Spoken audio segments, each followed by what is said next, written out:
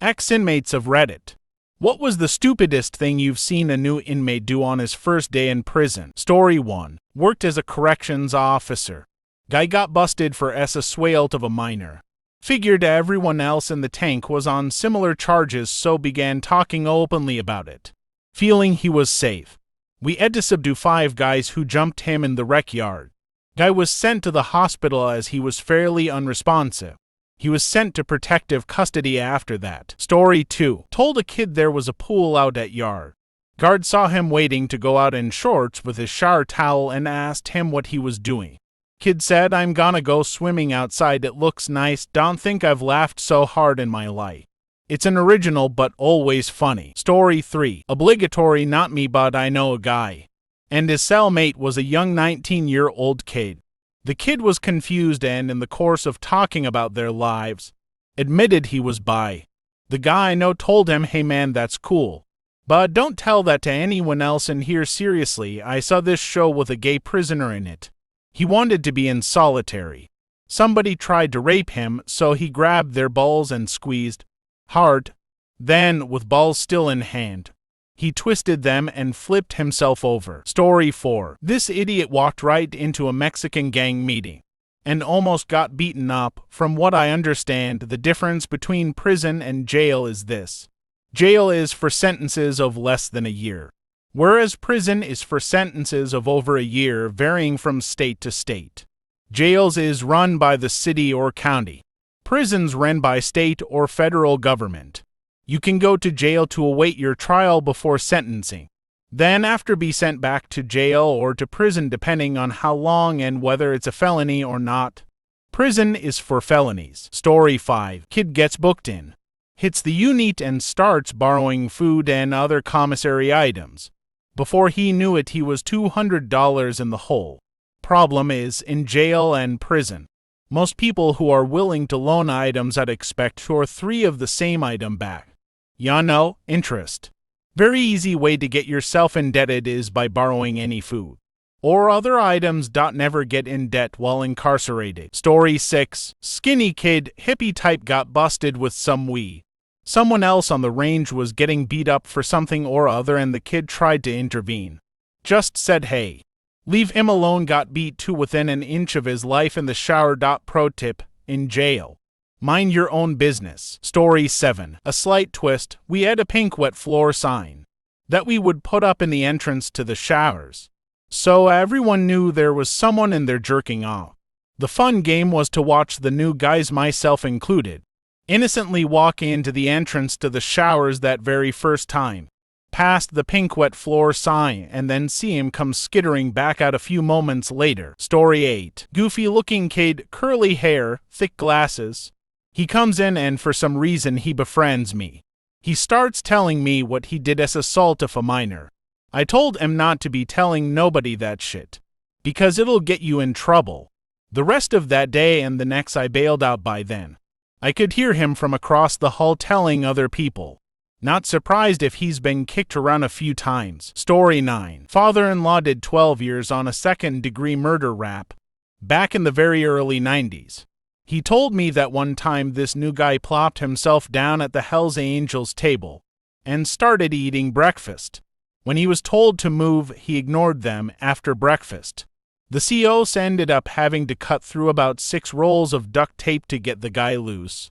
He never sat near the Hez again. Story 10. Admit that he was in for assault and being a pedo. And then it was about 8 p.m. and we found out he was ill. And he would not stop jacking off in his bunk. He was 22. And it was jail, not prison, so at that moment, we had maybe 12 to 15 people in our cell. Some guy woke up from a nap and thought he was having a seizure. So he went to go check on him. What a goddamn shock they both had. Story 11. Guy came in raging apt what he did. Said he was a monster and the toughest guy around, and that he could take anybody on in the pen, giving him the benefit of the doubt. He apparently was a big and tough guy. Come to find out though, he was in for the assault, rape, then murder of a woman and her child. He might have been big and tough, but not after 5 big guys beat the absolute shit out of him and practically killed him.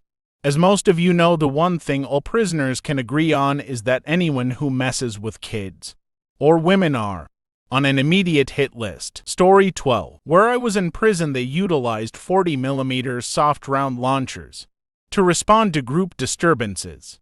Let me tell you, they weren't soft. Kid comes in thinking he's still hardcore from juvenile hall, because guards there didn't do anything when people fought.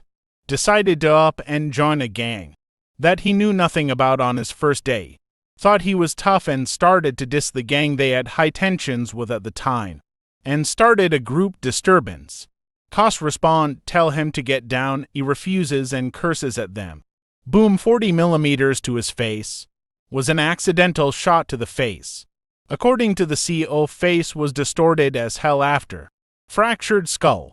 On his first day. Story 13. So my dad's currently convicted, and the craziest story he's told me is one of the newer inmates was young and arrogant, always spouting off bullshit about how unaccountable he was. Then one day, another inmate packed up his items, went into the younger inmate's cell and tried to strangle him. The younger inmate was that annoying. He survived. The attempted murder is in Max, and when the younger inmate came back from the hospital, he was still talking crap. Story 14. There was an old myth that if you challenge the meanest guy in your block to a fight, everyone else would leave you alone. It's true, no one will torment you if you are dead. Kid tried it and got dropped off the 5th tier. First day in Gen Pop, last day in Gen Pop. Most guys just want to do their time alone. Most rape and violence in prison is about debt or tax. If you play it straight, 98% of guys will just leave you alone. F someone up on the yard makes your time worse, not better. Loss of privilege, of time in solitary. Most people don't want that. Most of the straight-up psychopaths are in 23/1 lockdown anyway. You get in debt or shoot your mouth off and you will get settled. Or taxed, both are to be avoided. Story 15. This may not have been his first day, but I will never forget this. This while I was in the intake tank, which is the first tank or section you go into after being processed in county.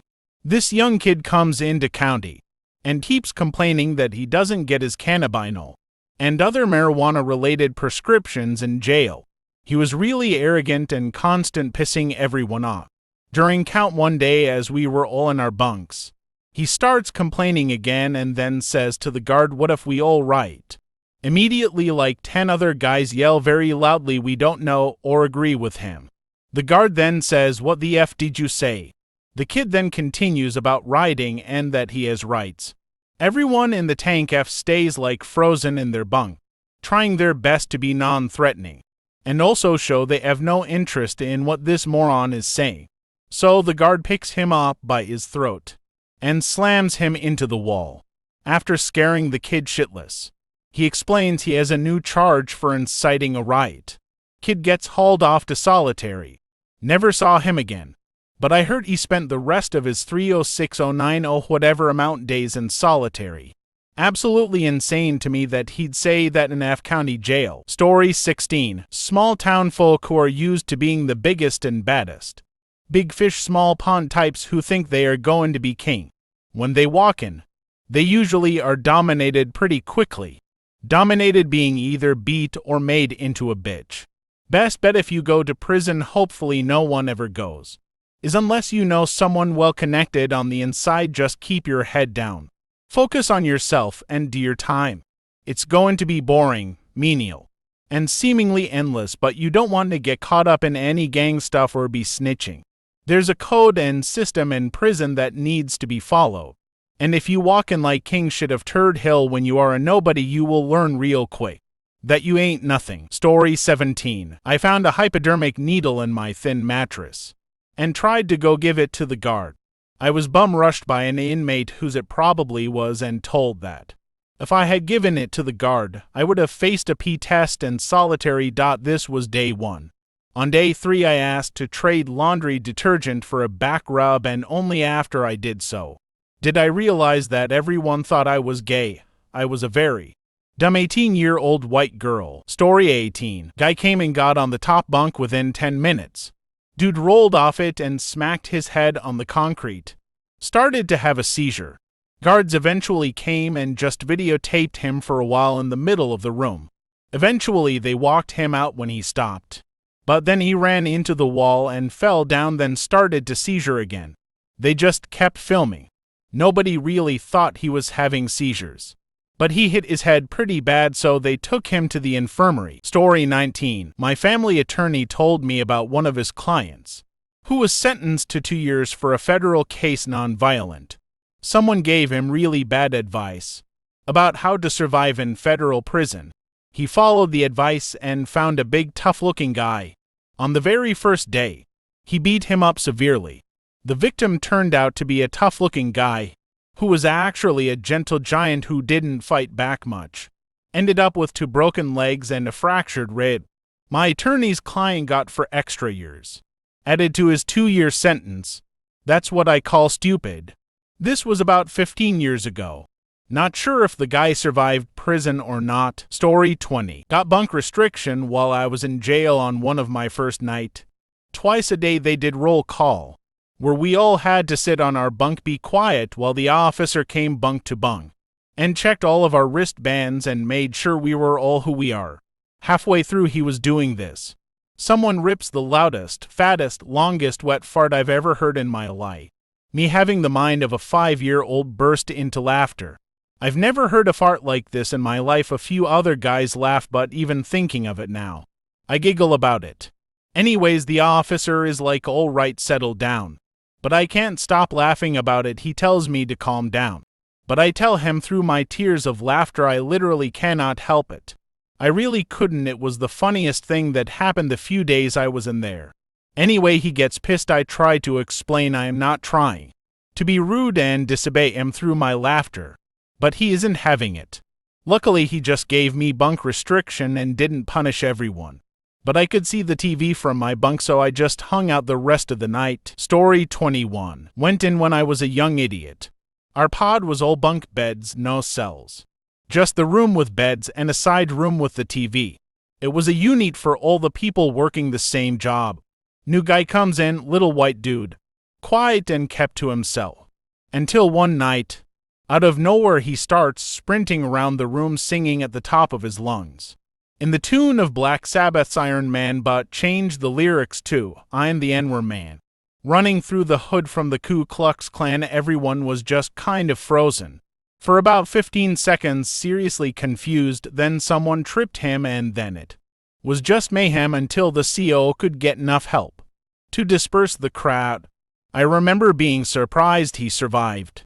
Everyone in the unit had steel-toe boots for the job we did, holding them and hitting him in with them instead of wearing and kicking. The scene afterwards, where all the guys are trying to figure out whose boots are whose and comparing whose had the most blood, was freaking surreal.